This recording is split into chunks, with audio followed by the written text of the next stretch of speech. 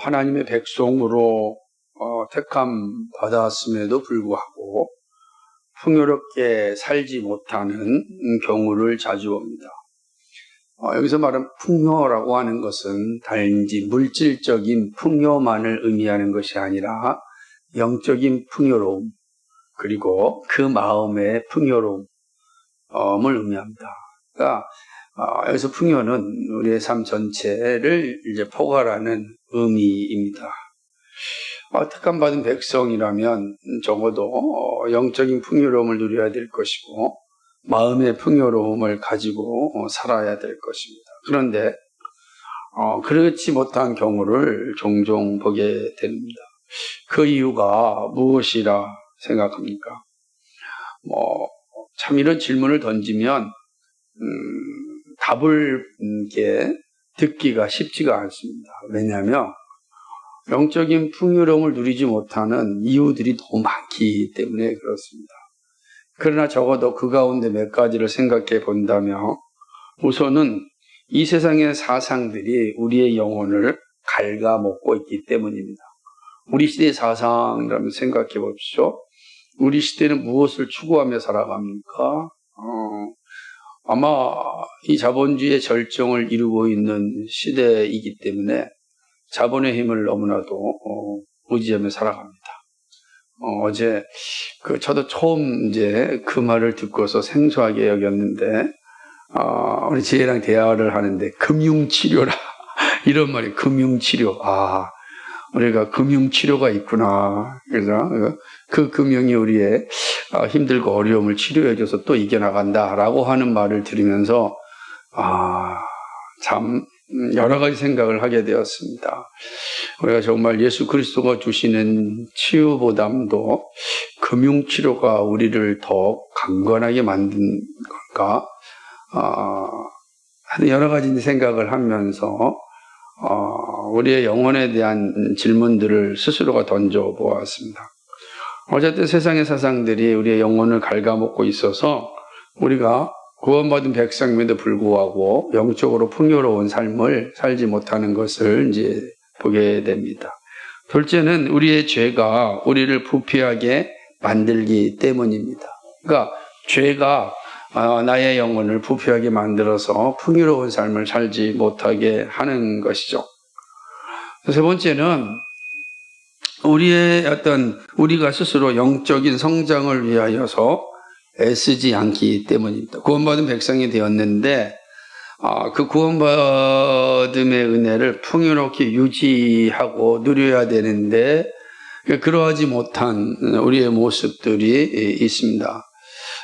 그냥 우리가 그 영적인 풍요로움을 누리기 위하여 애쓰지 않기 때문입니다. 그래서 말씀, 예배, 기도, 순종, 훈련, 사회 참여, 영적인 헌신 등 다양한 영역에서 어떤 성장이 멈추었기 때문입니다.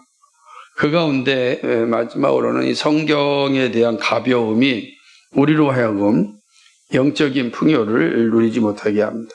성경에 대한 가벼움은 정말로 강조해야 될 그런 말씀입니다.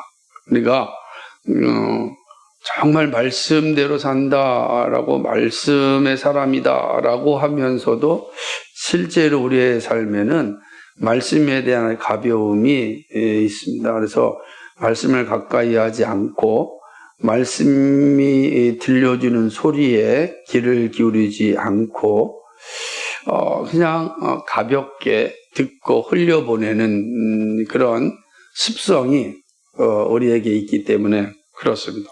그러니까 이러한 여러 모습이 우리의 영적인 삶을 이제 가난하게 만드는 것입니다.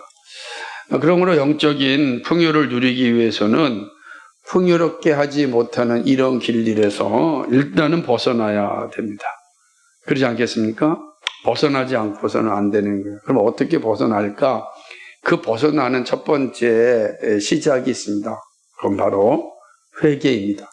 내가 영적인 풍요로움의 길에 서지 않았던 것에 대한 회개가 영적인 풍요로움을 누리는 시작이 되는 것입니다. 사람들은 현상만 봅니다. 그래서 현상의 이면의 원인을 진단하기를 싫어합니다. 하지만 우리가 잘 알다시피 진단이 없는 처방은 없습니다. 진단이 분명해야 처방이 확실해집니다. 그러니까 영적인 삶을 가난하게 만든 원인을 진단해야 그에 따른 처방을 받을 수가 있는 것입니다. 그리고 그 처방의 시작은 영적인 가난함에서 영적인 풍요로움으로 가는 그 처방의 시작은 회개입니다. 회개로부터 치유가 시작됩니다. 이 사실은 이스라엘의 모습에서도 잘 볼 수가 있습니다. 이스라엘은 선택받은 백성입니다. 그죠? 얼마나 감사합니까? 선민의식이라는 건 복된 거거든요. 오늘 우리도 그리스도인 된 의식을 가지고 살잖아요. 저는 그리스도인입니다 라고 하는 것은 선민의식과 같은 표현입니다. 그러니까 선택받았다라고 하는 거죠. 그러니까 하나님의 은혜를 풍성하게 받은 그런 민족입니다. 그런데 영적으로는 매우 가난하게 살아가고 있습니다. 그러니까 하나님께 선택받은 백성인데 그의 영적인 삶은 매우 가난한 모습을 볼 수가 있습니다. 그러므로 하나님은 이스라엘에게 다시금 영적 풍요의 자리에 이르기를 촉구하셨습니다. 그들은 지금 당장은 경제적으로 부유한 삶을 살고 있지만 얼마 되지 않아 이제 아주 비참한 자리에 떨어질 텐데 그 떨어졌을 때 그들의 상황이 얼마나 끔찍하겠습니까? 그렇죠? 정말로 막 승승장구하는 삶이 한순간에 나락으로 떨어졌을 때 그 충격, 그 비참함 아마 감당하기 어려울 겁니다. 지금 선지자는 하나님께서 이스라엘 백성들의 미래의 모습을 보여주셨고 그러므로 그들로 하여금 그 끔찍한 자리에 떨어지기 전에 회개할 것을 촉구하였고 그들이 떨어져 있다 할지라도 회개하면 다시 돌아올 수 있다. 이걸 말씀하는 거예요. 그래서 호세아 14장은 그런 중의적인 의미가 포함되어져 있습니다. 보는 거죠. 선지자는 이스라엘을 하나님께로 돌아오라고 말씀합니다. 이 말은 돌아오라라고 하는 말은 이스라엘이 떠나 있다는 의미 아니겠습니까? 지금 이스라엘 하나님이 떠나 있으면 떠나 있다라고 하는 것도 중의적인 거죠. 하나는 뭐냐면 이들은 실제로 유다 땅에서 떠나 있었습니다. 그냥 포로로 잡혀갔으니까 다 떠나간 거죠. 우리가 오늘 큐티 말씀에 이제 마지막 열왕기하 마지막을 보게 되면 이스라엘 사람 전체 비천한 자만 예루살렘에 남고 일부는 아수르를 통해서 오늘날의 레바논, 튀르키예, 그 다음에 조지아, 그 다음에 아르메니아 이 지역으로 다 흩어졌습니다. 그리고 두 번째는 그나마 남아있는 귀족들과 왕족들은 이집트로 다 피신하였습니다. 없는 거예요. 그리고 남은 이스라엘 사람들은 바벨론으로 다 데려갔습니다. 그러니까 예루살렘에 비천한 자, 다시 말하면 평민들만 남은 거죠. 그러니까 예를 들면 성직자, 그 다음에 군인들, 지식인들, 아무도 남아있지 않은 겁니다. 이렇게 엔지니어 등 아무도 남아있지 않고 오로지 밭을 메고 일을 할 수 있는 사람들, 농사만 지을 수 있는 사람들만 남아있는 거예요. 그게 이제 이스라엘의 모습 아닙니까? 그러니까 실제로 이스라엘은 그렇게 다 하나님께로부터 떠나 있는 거죠. 그러나 그 모습은 실제로 영적으로 하나님께로 떨어져 있다. 다시 말해 하나님을 의지하지 않고 있는 모습을 보여주는 겁니다. 그러니까 그 역사는 우리가 이제 앞으로 보았기 때문에 그게 다 이해가 될 겁니다. 이 사람들 아수르를 의지하고 애굽을 의지하고 그저 바벨론 이런 것들을 의지하며 살았던 시대 아니었습니까? 그런 건 호세아 선지자가 말을 하는 겁니다. 너희들이 지금 하나님을 떠나 있으니 하나님께로 돌아오라라고 하는 것이죠. 영적으로 이스라엘이 하나님 앞에 불의하였음을 의미합니다. 선지자는 이스라엘을 향하여 하나님께 모든 불의를 회개할 것을 말씀합니다. 회개하되 아주 정직하게 회개할 것을 말씀하십니다. 자신이 지은 죄가 무엇인지 알지 못하는 상태에서 등 떠밀려 기도하는 것은 허망한 모습입니다. 정직한 회개만이 사는 길입니다. 그래서 선지자는 이스라엘의 상태를 정확하게 진단합니다. 그리고 아주 강력한 처방을 내립니다. 호세아 선지자를 통하여 들려주시는 이 말씀은 이스라엘 백성들뿐만 아니라 오고 오는 모든 주의 백성들에게 영적인 풍요로움으로 가는 길, 다시금 영적 풍요로움을 회복하는 길이 무엇인지를 알려주고 있습니다. 본문의 짧은 구절입니다. 3절에 대한 내용이지만 그 말씀이 가지고 있는 의미는 아주 풍요롭습니다. 좀 더 이제 그래서 본문을 좀 세밀하게 좀 살펴보고자 합니다. 본문은 1절, 2절, 3절인데 세 개의 의미로 담고 있는데 첫째는 회개의 촉구, 둘째는 회개의 자세, 셋째는 회개의 구체적 내용으로 구성되어 있어요. 본문 자체가요. 보면은요, 첫 번째 회개의 촉구인데 회개는 하나님께로 돌아오는 것입니다. 그죠? 회개의 촉구는 하나님을 떠난 이들을 향한 하나님의 사랑이죠. 하나님께서 이제 그들을 사랑하시니까 회개하라 그랬죠. 만약에 사랑하지 않으면 내버려 두시거든요. 회개를 하든 말든. 저는 점점 시간이 갈수록 이 마음이 어떤 마음인지 조금은 알겠어요. 사랑하면 말하고요. 사랑하지 않으면 침묵하는 겁니다. 더 이상 소망이 없는데 무슨 말을 하겠는가. 왜냐하면 말에서 얻는 이득보다는 말에서 얻는 손실이 많습니다. 좋은 말도.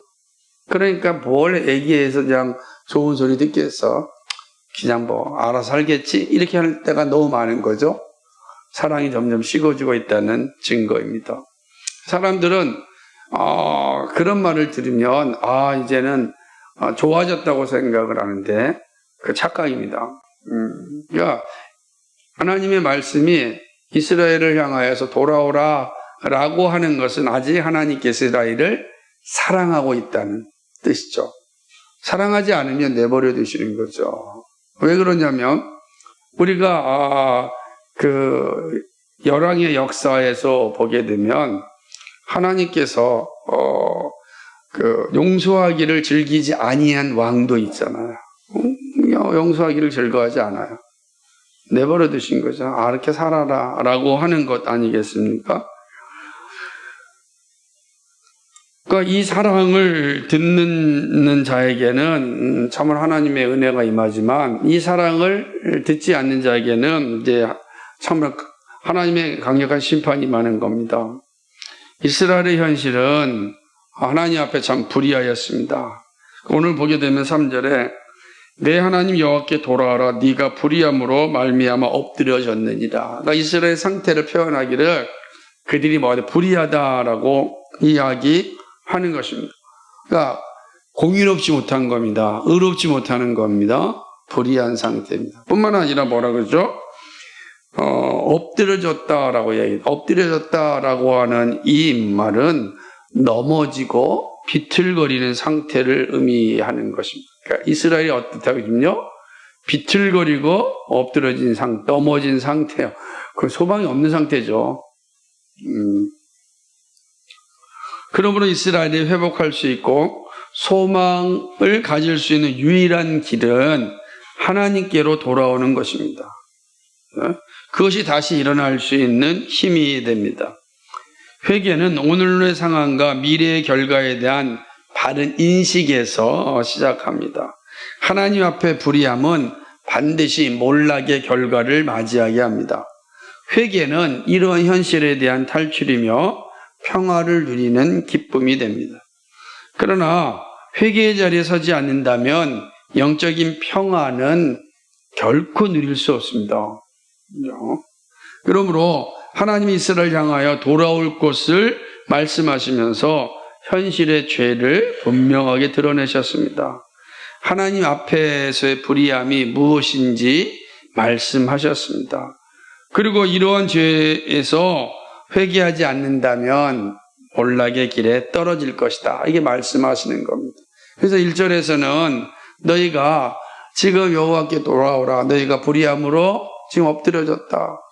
소망이 없는 존재가 되었다라고 하는 것입니다. 그런 뒤에 이제 2절에서는 어떻게 회개할 것인지에 대해서 말씀합니다. 회개의 자세죠. 회개는 하나님의 자녀임을 증거합니다. 왜냐하면 구원받은 자녀만이 진정한 회개자를 쓸 수 있습니다. 다른 표현을 한다면 하나님의 사랑을 받는 자만이 회개할 수 있습니다. 그런데 이런 회개는 어설프게 하면 안 됩니다. 하나님의 마음에 합당한 방식으로 해야 합니다. 그럼 무엇이 하나님의 마음에 합당한 회개입니까? 호세아 선지자는 이스라엘을 향하여 회개를 촉구하면서 어떻게 회개해야 하는지도 알려주었습니다. 그것은 말씀을 온전히 받고 말씀으로 고백하는 겁니다. 그러니까 회개가 말씀에서 시작한다는 거, 말씀을 받고 그 말씀대로 고백하는 겁니다.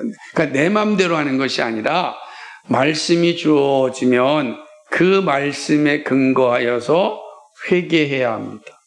그러면 생각해 보면 말씀을 듣지 않는 자들은 회개할 수가 없고 회개한다 할지라도 하나님의 마음에 합당한 회개가 될 수 없다라는 것입니다. 둘째는 불의함을 정직하게 인정해야 합니다. 그렇죠?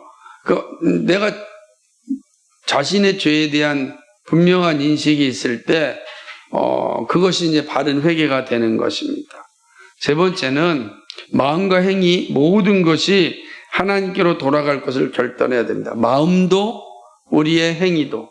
그러니까 이게 무슨 의미냐면 온전한 회개라는 뜻이에요. 그러니까 입 말만 회개도 안 되고 몸으로도 회개해야 돼요. 몸만 회개하면 안 되고 마음으로도 회개해야 된다. 그래서 선지자는 이렇게 얘기합니다. 진정성 있는 입술의 회개가 반드시 필요하다라고 이야기합니다.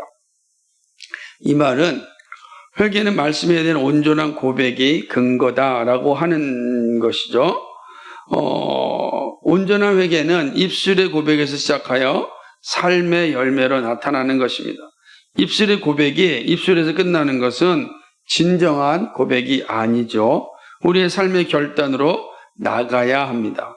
근데 정말로 참된 회개는 진정성이 있어야 되는데 그래야 하나님이 받으십니다. 본문에서 이렇게 얘기해요. 2절 한번 잘 읽어보시면 어떤 의미인지 읽겠습니다. 너는 말씀을 가지고 여호와께로 돌아와서 아뢰기를 모든 불의를 제거하시고 선한 바를 받으소서.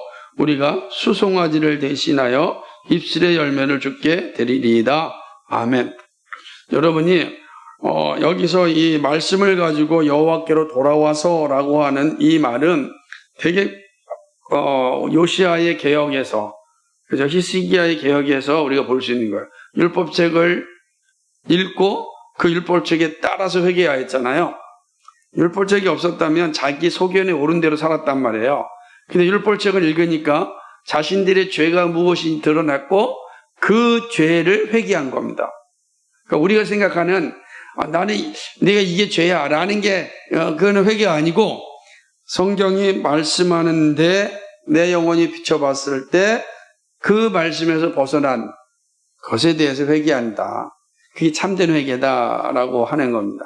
근데 여기서 뭐라고 얘기하냐면 수송아지를 대신하여 입술의 열매를 주께 드리나이다 라고 말씀하고 있습니다. 이거 되게 의미 있는 표현인데요. 왜냐하면 이스라엘 백성들이 제사 가운데 가장 비싼 제물은 수송아지입니다. 그 수송아지 가장 비싸요. 얼마나 멋있습니까? 하나님 비싼 걸 드렸으면 됐지 라고 할 수 있겠죠. 근데 하나님께서 뭐라고 이야기하냐면 수송아지를 대신하여 입술의 열매를 주께 드리나이다 이렇게 말씀하고 있어요. 수송아지를 대신하여. 수송아지 가장 비싼 거 드리면 되지 않겠습니까? 11조원금 빵빵하게 드리면 되지 않겠습니까? 그럼 됐지 뭐 또 회개까지 필요합니까? 안 그래요? 그래서 많아요. 내가 이 정도 똑같은 거예요. 우리가 금융치료가 있듯이 금융회계하면 되는 거지. 내가 11조 빵빵하게 드렸는데 뭘 또 회개하라고 그러십니까? 어떠세요? 현대인들에게 아마 이런 말이 종종 들려줄 수 있습니다. 하나님 근데 호세아 선지자는 이렇게 이야기하는 거예요. 그러니까 수송아지를 대신하 입술의 열매를 주께 드리나이다. 이 무슨 말일까? 여러분, 수송아지가 드리는 것이 잘못됐다 그러는 것이 아니에요.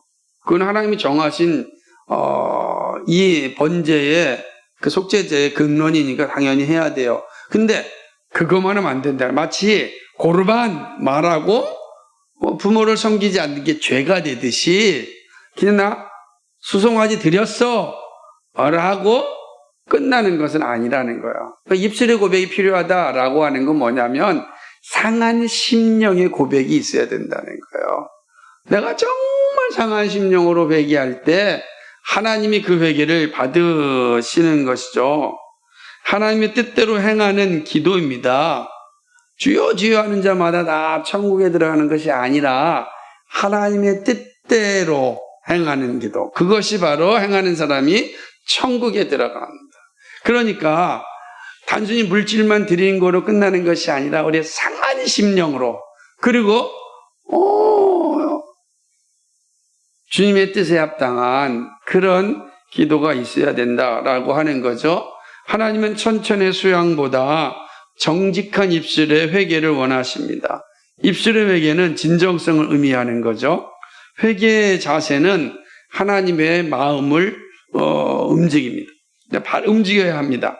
그러므로 배식하는 자의 모습은 아무리 화려하여도 하나님의 마음을 움직일 수가 없습니다. 그래서 여러분 시장터에서 두 손을 벌리고 하나님께 회개 기도하는 바리새인들의 기도를 하나님 기뻐하지 않고 과부가 두렵던 드리면서 가슴을 치고 통곡하는 기도를 하나님이 받으신다 그랬어요. 왜죠? 화려한 기도는 보기에 아름다운 거예요. 그러나 상한 심령이 없는 기도는 아무 의미가 없다. 여러분 회개는 상한 심령의 회개가 있어야 됩니다. 그게 입술의 고백이에요. 정직한 고백이다 라고 하는 것입니다. 그럴 때 하나님의 마음을 움직일 수 있습니다. 하나님의 마음에 합당한 기도입니다. 그리고 하나님의 은혜를 풍성하게 누릴 수 있는 것입니다.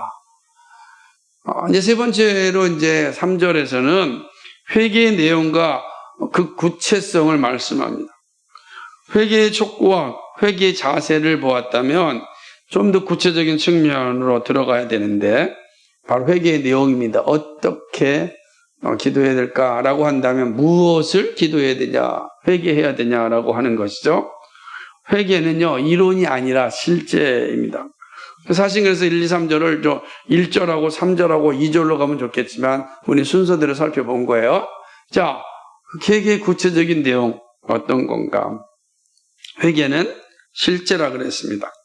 선지자는 이스라엘에게 하나님께로 돌아오라고 촉구한 뒤에 구체적인 죄의 고백과 결단을 말씀합니다. 우리는 종종 회개함을 강조하면서 실제로 회개의 자리에 이르러서는 중언부언할 때가 있습니다. 하나님은 이러한 우리의 모습을 결코 용서하지 않습니다. 회개합시다 했는데 뭘 회개하는지 몰라요. 여러분 회개합시다 그랬어요. 그런데 무엇을 회개하는지 모르는 겁니다. 그러면 우리가 앞에서 상한 심령의 기도가 무엇입니까? 주여 주여 하는 자만 하나님 뜻대로라는 것이 무엇입니까? 그죠? 과부의 두렵던 기도, 회개의 기도가 무엇입니까? 질문해야 되는 거죠. 그런 기도가 하나님 받으시는데 그 어떤 기도예요 그게? 어떤 기도입니까 그 기도가? 그게 바로 3절에서 말씀하는 거예요. 그러니까 우리 기도가 구체적이어야 된다. 중언부언해서는 안 된다 라고 하는 것입니다. 그 3절에서 명확하게 이스라엘 백성들이 회개해야 될 내용을 말씀하고 있습니다. 이스라엘은 자신들의 죄를 구체적으로 고백해야 합니다. 그들은 어떤 죄를 졌습니까? 그 이제 입술로 얘기하는 거예요. 3절에 보면 같이 읽어볼까요? 시작. 우리가 아수르의 구원을 의지하지 아니하며 말을 타지 아니하며 다시는 우리의 손으로 만든 것을 향하여 너희는 우리의 산이라 하지 아니하오니 이는 고아가 주로 말미암아 긍휼을 얻음이니이다 할지니라. 아멘. 가장 핵심적인 게 두 가지죠. 뭐죠? 하나님 대신 보이는 사람과 권력, 즉 아수르를 의지하였습니다. 회개하는 겁니다. 그러니까 이스라엘 이렇게 회개한 거죠. 이들은 보이는 권력을 의지하잖아요. 이스라엘은 그러다가 망한 거 아니겠습니까? 보이는 권력이 자기를 지켜줄 줄 알았습니다. 저는 이게 걱정인 겁니다. 여러분, 대한민국 우리는 적어도요, 미국이 우리를 지켜줄 것이다. 이런 생각 가지면 그리스도인이 되면 안 됩니다. 그 똑같은 거예요. 망하는 길이에요. 누가 우리를 지켜줍니까? 하나님. 우리는 하나님 의지해야 돼요. 하나님. 하나님이 사용하시는 거에 대해서 감사할 뿐이지 우리가 먼저 의지할 건 하나님입니다. 마찬가지예요. 우리가 질병을 얻어도 먼저 우리가 의지할 건 하나님이에요. 그 하나님이 의사를 사용하시고 약을 사용하시는 겁니다. 근데 이 순서가 바뀌면 안 된다고요. 항상 순서는 여기 있어야 돼요. 하나님 의지할. 이스라엘이 그 순서를 바꿨습니다. 하나님이 아니라 아수르를 의지하였습니다. 죄 짓는 거. 그래서 뭐라고 얘기하죠? 우리가 아수르의 구원을 의지하지 아니하며 이제 아수르의 구원을 의지하지 않겠습니다. 말을 타지 아니하면 우리는 절대로 군사력을 의지하지 않겠습니다. 마병은 당시에 가장 강력한 군사력이에요. 오늘 우리 시대에 가장 강력한 군사력이 뭐겠어요? 공군이나 해군이나 핵이나 이런 거 아니겠어요? 그 의지하지 않겠다라고 얘기합니다. 북한 정권이 왜 망할 수밖에 없느냐? 그들은 끊임없이 우리는 핵을 가지고 있다 강조하잖아요. 그러니까 그런 의식은 반드시 망하게 됩니다. 그게 이제 이 선지자가 보여주는 거죠. 그러니까 우리는 누구든지 사람을 의지하는 건 망하는 거다. 두 번째 뭐라고 얘기합니까? 우리의 손으로 만든 것으로 향하여 너희는 우리의 신이라 하지 아니하니 무슨 말? 우상 숭배하지 않겠다는 거예요. 우리가 우상 숭배하였습니다. 용서해 주십시오. 라고 하는 것이 이게 이스라엘의 죄악이었습니다. 이미 예레미야 선지자를 통하여 주신 말씀이 이것을 증거합니다. 한번 찾아보시겠어요? 예레미야서 2장 13절 말씀 찾아보도록 하겠습니다. 찾으셨죠? 같이 읽겠습니다. 시작. 내 백성이 두 가지 악을 행하였나니 곧 그들의 생수의 근원되는 나를 버린 것과 스스로 웅덩이를 판 것인데 그것은 그 물을 가두지 못할 터질 웅덩이니라. 아멘. 생수의 근원된 나를 버렸어요. 하나님 의지하지 않았다는 겁니다. 그리고 뭐죠? 스스로 웅덩이를 팠습니다. 우상숭배 하였다는 겁니다. 근데 그 물을 저쪽지 못할 커진 웅덩이에요. 그러니까 웅덩이 파는 목적이 물을 잘 담아서 살려고 하는데 터진 웅덩이, 우리를 깨진 항아리죠. 깨진 항아리를 아주 그냥 애지중지하는 것처럼 어리석은 게 어디 있어요? 이스라엘이 그렇다는 거예요. 그러니까 그 사실을 알려주면 그럼 이제 이스라엘 구체적인 죄는 우리가 하나님 의지하지 않은 거 용서해 주십시오. 우리가 우상 숭배한 거 용서해 주십시오. 그것이 이들의 죄였어요. 근데 그것이 이스라엘 전체의 죄잖아요. 항상 이스라엘은 이 죄로 인하여 망하지 않았습니까? 그죠? 그래서 선지자는 이 죄에서 돌이켜 돌아오라라고 말씀하는 것입니다. 돌아오면 언제든지 받아주시겠지만 그러나 돌아오지 아니하면은 이스라엘은 망할 것입니다. 물론 이 말씀은 영원히 망할 것을 저주하는 그런 말씀이 아닙니다. 이렇게 말씀하신 돌아오라라고 하는 것은 희망의 메시지죠. 돌아올 수 있는 기회가 있음을 이야기하는 것입니다. 그 시작은 뭐죠? 정직한 회개입니다. 그것이 회복과 치유의 시작이죠. 그러니까 이스라엘이 회복되고 치유될 수 있는 그런 시작은 회개입니다. 회개하지 아니하면 그들은 돌아오지 못한다. 회복되지 못한다라고 하는 거죠. 하나님은 호세아 선지자를 통하여 소망의 말씀을 주십니다. 호세아는 하나님의 말씀이 이스라엘을 향하여 고아에게 긍휼을 주신 것과 같다고 말씀합니다. 집 없는 아이에게, 가족이 없는 아이에게 하나님이 가족이 되신다. 아버지가 되신다. 사실은 우린 다 고아와 같은 존재예요. 가족도 없고 방황하며 유리하는 존재였습니다. 근데 하나님이 우리를 자녀로 삼아 주셨습니다. 그게 하나님의 은혜라. 그게 긍휼이라는 거예요. 그러니까 하나님의 긍휼은 뭐냐? 우리는 바로 비틀거리고 넘어져 있는, 그래서 고아와 같이 갈 바를 알지 못하고 살았던 자들인데 하나님께서 우리를 자녀로 삼아 주셨습니다. 그래서 우리가 하나님을 향하여 아바 아버지라 부를 수 있게 된 것입니다. 이게 은혜잖아요. 이게 긍휼이란 말이에요. 이 말씀이 뭐예요? 그렇게 표현하는 것입니다. 이는 고아가 주로 말미암아 긍휼을 얻음이니이다. 우리가 회개하면 하나님의 가족이 된다. 하나님의 가족이 되는 길은 회개하는 길이다. 치유의 길은 회개의 길이다 라고 말씀하시는 것입니다. 무너진 이스라엘을 향하여 소망의 말씀을 주신 것은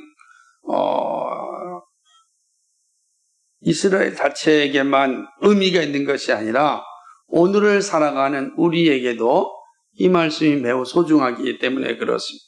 이스라엘을 향하여 주신 긍휼의 약속은 바벨론 포로 후에 잠시 성취되었지만 궁극적으로는 예수 그리스도 안에서 완성되었습니다. 자, 그렇다고 한다면 오늘 말씀은 다시 오실 주님을 기다리면서 살아가는 그리스도인들을 향한 말씀이라 할 수 있습니다. 이미 이 말씀 이스라엘 백성들이 다 끝났잖아요. 그렇지 않습니까? 그렇다고 한다면 이 말씀이 오늘 우리에게는 어떤 의미가 되겠습니까? 항상 이 관점에서 보아야 합니다. 우리는 다시 오실 예수 그리스도를 맞이하면서 똑같이 이 험악한 세상을 살아가고 있습니다. 우리가 신앙생활하는 것이 결코 쉽지 않는 시대를 맞이하고 있습니다. 그것은 종말이 가까우면 그런 것입니다. 사단이 발악을 하는데 어떻게 쉽고 편안하게 신앙생활을 할 수 있겠습니까? 분명한 사실입니다. 그렇기 때문에 이 험악한 시대를 살아가면서 우리는 어떻게 이 시대 속에서 살아남을까? 라고 하는 것을 우리에게 주시는 그 교훈이라고 할 수가 있습니다. 호세아 선지자를 통하여 주신 말씀은 예수님을 통하여 같은 교훈을 주고 있습니다. 첫 번째 우리는 이 말씀이 주는 교훈입니다. 그것은 바로 하나님 나라는 회개한 자들에게 주어진다라고 하는 것이죠. 똑같습니다. 예수님은 그의 생애 첫 일성으로 회개하라 그랬습니다. 하나님 나라가 가까이 왔다 이렇게 하였습니다. 놀랍죠? 회개하라, 하나님이 가까웠다. 예수님이 승천 후에 사도들이 이제 설교자로서 소명을 받고 나가서 했던 설교의 첫 일성이 뭡니까? 회개하라, 하나님 나라 가까이 왔다는 말씀이었습니다. 같은 겁니다. 그러면 호세아 선지자 이 말씀은 예수 그리스도가 하신 말씀, 사도들이 하신 말씀과 같은 겁니다. 회개하라, 하나님 나라가 가까이 왔다라고 하는 거죠. 그러면 사실은 이 말씀을 역으로 돌리켜 보면 호세아 선지자는 이스라엘 백성들을 향하여 이렇게 말한 겁니다. 회개하라, 하나님 나라가 가까이 왔다라고 하는 것이죠. 회개의 조건은 하나님을 떠난 불의함 가운데 살고 있음을 알리는 선포입니다. 그리고 그들의 불의함의 결과는 파멸이라는 심판입니다. 그것이 이스라엘의 역사를 통해서 말씀해주고 예표되고 있는 것입니다. 오늘도 복음이 선포되고 있습니다. 복음은 복된 소식입니다. 복음은 우리로 하여금 하나님께로 돌아오라는 초청입니다. 그러나 이 초청을 거부하면 누구든지 심판을 맞이할 것입니다. 그러니까 오늘 우리도 계속해서 우리는 이 복음을 전하는 거예요. 하나님께로 돌아오라 라고 하는 거예요. 근데 이제는 하나님께로 돌아오라 라고 하는 것이 이스라엘 백성들은 온갖 예식을 통하여서 돌아와야 되는데 그렇잖아요. 그런데 오늘 우리는 예수 그리스도의 이름으로 돌아오면 됩니다. 예수 그리스도를 믿으면 하나님께로 돌아가는 것입니다. 이게 놀라운 은혜죠. 그게 복음이란 말이야. 얘는 돌아오라라고 하는 거죠. 불의한 가운데 돌이켜 의로운 삶으로 돌아올 걸 촉구합니다. 멸망의 자리가 아니라 생명의 자리로 올 것을 말씀합니다. 십자가 아래로 돌아오는 자가 살게 됩니다. 회개는 십자가에서 시작되고 십자가에서 완성됩니다. 회개가 구원받음의 표제입니다. 그러므로 구원받은 성도는 회개합니다. 예수님은 사도 요한을 통하여 이 사실을 분명하게 말씀하셨습니다. 요한 1장 8절 9절을 보게 되면 만일 우리가 죄 없다고 말하면 스스로 속이고 또 진리가 우리 속에 있지 아니할 것이요 만일 우리가 우리 죄를 자백하면 그는 미쁘시고 의로우사 우리 죄를 사하시며 우리를 그 다음 말씀이 중요합니다. 모든 불의에서 깨끗하게 하실 것이요 아멘. 호세 선지자가 이스라엘 백성들을 향하여 불의에서 돌이켜라 하셨습니다. 모든 불의에서 돌이키는 건 회개입니다. 예수 그리스도의 이름으로 우리가 자백하면 모든 불의에서 깨끗게 하여 주십니다. 영적 축복의 길이 회개에서 시작합니다. 그러므로 늘 하나님 앞에 거룩한 자로 서도록 힘써야 됩니다. 그것은 바로 회개로 시작합니다. 회개. 하나님 나라, 회개하는 것은 하나님 나라에 대한 고백이다 라고 하는 건 기억하십시오. 그러니까 우리가 하나님 나라 백성이 되는 길은 바로 회개입니다. 그건 바로 십자가 아래로 가는 것이고 십자가에서 완성되는 것입니다. 하나님 나라 백성 되기를 주님의 이름으로 축복합니다.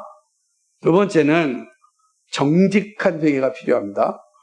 오늘 우리들의 죄는 무엇입니까? 이스라엘이 범하였던 죄가 여전히 반복되고 있지는 않습니다. 이스라엘에게도 너희들의 죄가 무엇인지를 선지자가 알려줬습니다. 너희가 나를 버린 것과 헛된 웅덩이를 판 것이다. 너희가 아수를 의지하였고 그리고 이야기했던 것처럼 우상을 섬겼다. 오늘 우리는 어떻습니까? 우리 역시 하나님께서 하나님 나라의 백성으로 살아가는 우리들에게 요구하는 게 있습니다. 정직한 회개인 것입니다. 그죠? 우리 자신이 짓고 있는 각각의 죄도 잘 살피고 회개의 자리에 설 수 있어야 됩니다.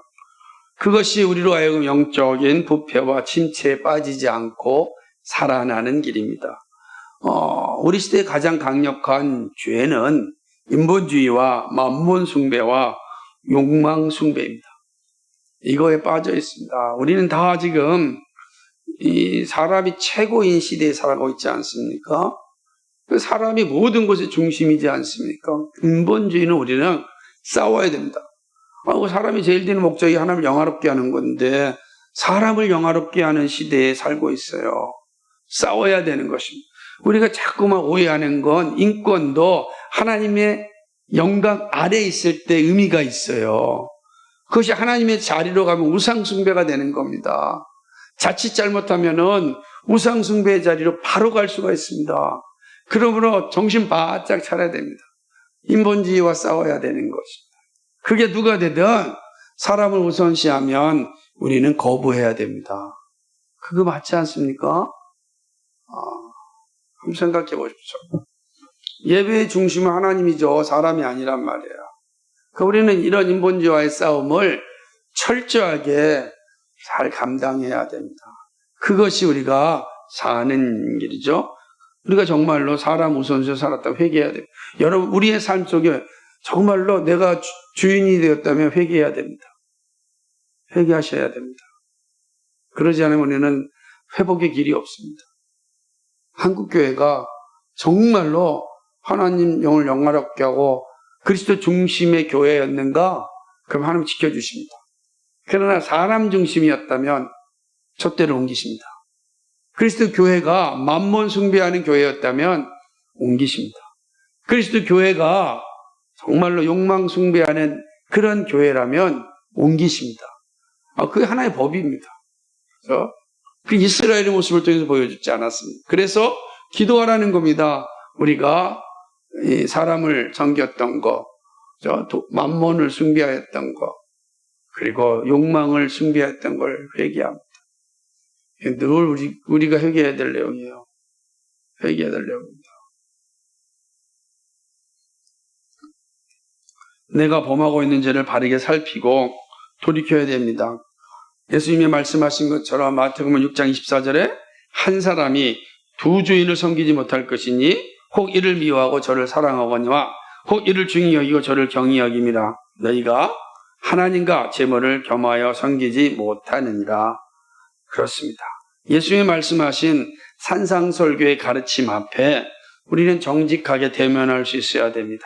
그리고 부끄럽고 연약한 존재임을 인정하고 회개하고 도와달라고 탄원해야 합니다. 그러면 미쁘시고 의로우신 주님이 우리를 긍휼히 여겨주십니다. 우리는 속이는 자리에 서면 안 되고 정직하게 예수님 앞에 서야 합니다. 우리는 모든 것을 가지고 그리스도의 십자가 아래로 가야 됩니다. 정직한 기도는 말씀이 다가올 때 할 수 있습니다.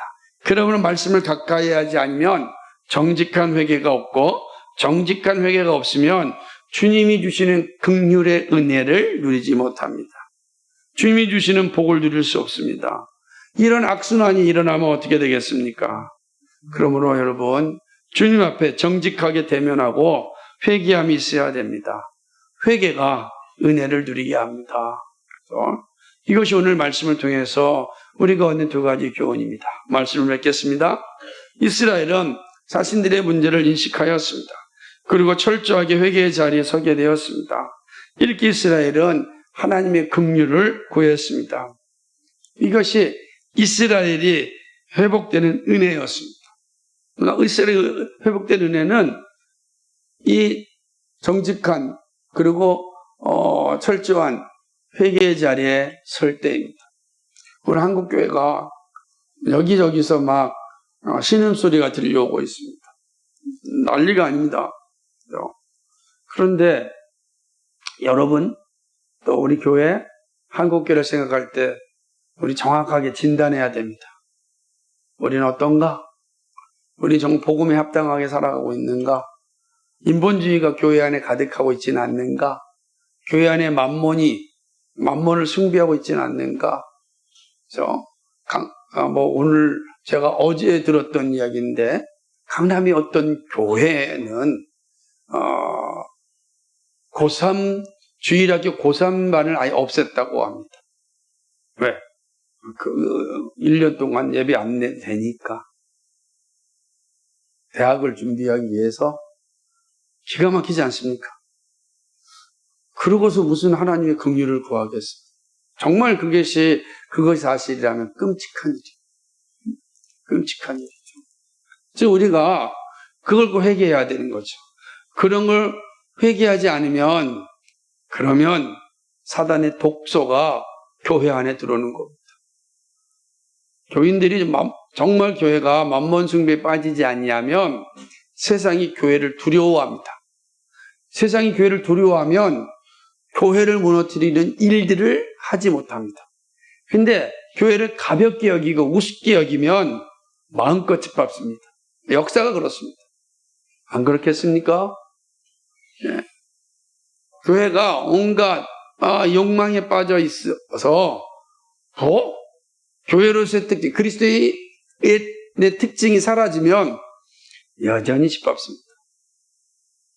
우리는 작지만 큰 일을 감당하는 건 이 자리에서 바로 서야 됩니다.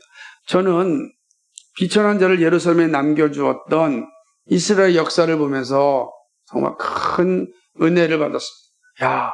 이스라엘의 남은 자들이 비천한 자들이구나. 하나님은 남은 자를 통하여 이스라엘 회복하신다고 했는데 비천한 자를 남았네. 비천한 자들은 할 게 뭐가 있겠습니까? 하나님께 단언 하나밖에 없는 거예요. 하나님께 뭐가 있어요? 돈도 없어요. 능력도 없어요. 재능도 없어요. 그냥 하나님 주신 몸뚱아리밖에 없는 거예요. 그리고 몸뚱아리로 농사를 져야 돼요. 농사는 내가 짓는다고 잘 지는 게 아니에요. 하나님 비를 주시고 하나님 햇볕을 때를 따라 주셔야만 열매를 얻을 수 있는 거예요. 철저하게 하나님을 의존해야만 살 수 있는 게 이스라엘의 비천한 자들의 모습이에요. 그래서 미련한 자를 통하여 지혜로운 자를 부끄럽게 하시는 하나님의 은혜를 보는 겁니다. 하나님 앞에 참 겸손해지지 아니하면 살 수가 없는 거예요. 그죠? 참 그렇습니다.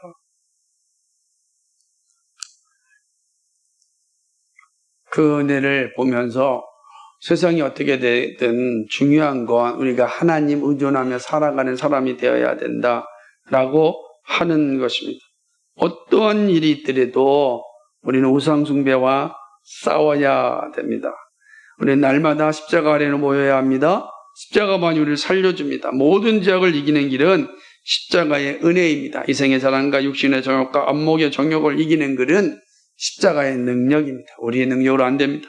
십자가의 능력을 누리는 시작은 말씀을 듣고 회개의 자리에 서는 일입니다.